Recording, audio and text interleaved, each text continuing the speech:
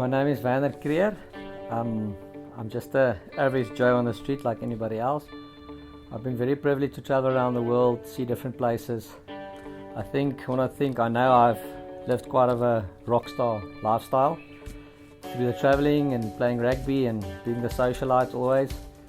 So the next party and the next big event was always first on my priority my whole life.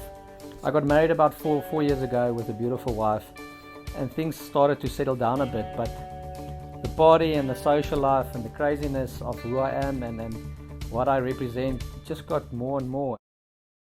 The emptiness afterwards, after the big social event or after the big party, or just got worse, and I couldn't understand what it was. Every time it just felt more empty and more empty and more empty.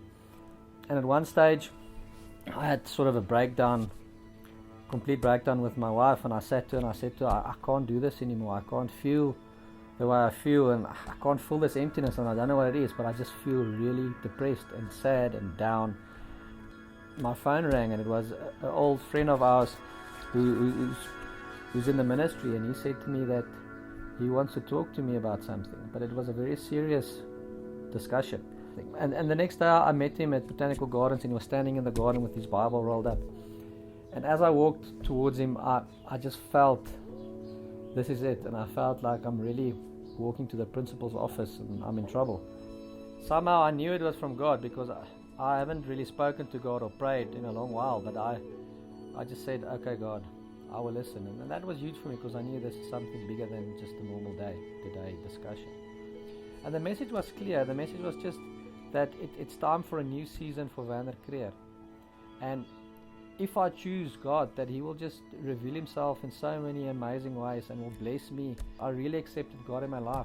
At that moment, He said to me that my life's going to change, but it's going to change today. That if I choose today, I will grow in leaps and bounds. But He also said to me some warning signs, and He said to me that there will come challenges over my path, and I need to then tell people.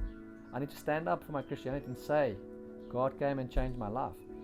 So right after that, after a few days, the first challenge came, and it was so difficult because I got confronted by an atheist, and he's a nice guy, and he just straight up saw something different in me, and he said to me, what's wrong with you? There's something different about you. And it's almost like a flashback on the discussion I had with my friend, and I said, no, it's nothing, I'm okay, but just kept on asking, no, there's something different about you. And it just hit me in what he said, and I just said to him, God came and changed my life in a very short time.